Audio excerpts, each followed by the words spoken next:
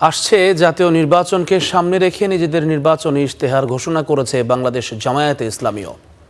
ইশতেহারে প্রাধান্য পেয়েছে বেকারত্ব দূরীকরণ, সুশাসন প্রতিষ্ঠা, বৈষম্যহীন সমাজ গঠন ও নারী বান্ধব কর্মপরিবেশ এবং ন্যায় ও ইনসাফ ভিত্তিক স্বাধীন সার্বভৌম বাংলাদেশ গড়ার প্রতিশ্রুতি।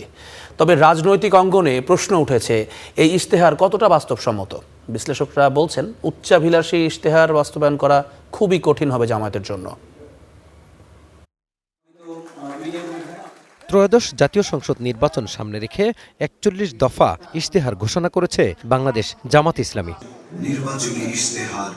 এতে নারীদের মাস্টার্স পর্যন্ত অবৈতনিক সুবিধা, নারী সুরক্ষায় জাতীয় টাস্ক ফোর্স গঠন, মায়েদের ঐচ্ছিক কর্মঘণ্টা, নিরাপদ বিশ্ববিদ্যালয় কর্মসূচি, মানসিক স্বাস্থ্য কেন্দ্র ও প্রতিটি জেলায় ওয়ান স্টপ ক্রাইসিস সেন্টার প্রতিষ্ঠার কথা বলা হয়েছে। বিষয়টিকে ইতিবাচক ও অনুসরণীয় বলছেন বিশ্লেষকরা।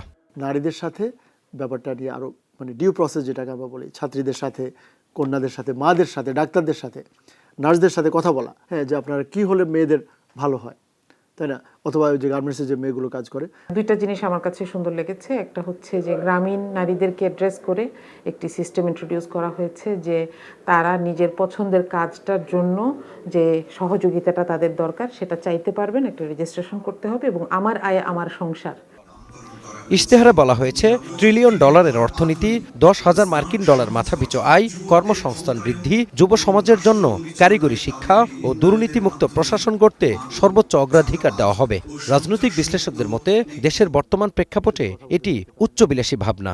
জামাতের ইশতেহারটা অত্যন্ত অ্যাম্বিশাস, উচ্চাভিলাষী এক কথায়, বাট এটা বাংলাদেশের জন্য দরকার। আমি মনে করি বাংলাদেশের জন্য শুধু এই জামাত যা প্ল্যান দিয়েছে তা না, এর চেয়ে বেশি আরো মেগা প্ল্যান, মেগা স্টিমুলাস দরকার।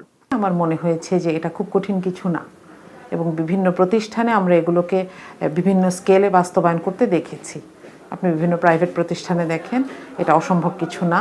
তবে বিশ্লেষকরা বলছেন, আমলাতন্ত্রকে নিয়ন্ত্রণ করতে পারলে এই ইশতেহার বাস্তবায়ন সম্ভব। পুরো প্রশাসনকেই যদি চিন্তা করি, এটা একদিকে যেমন এটা একটা ভেরি ইম্পর্টেন্ট টুল, আরেকদিকে এটা একটা challenge. Mazharul Islam, star news, Dhaka.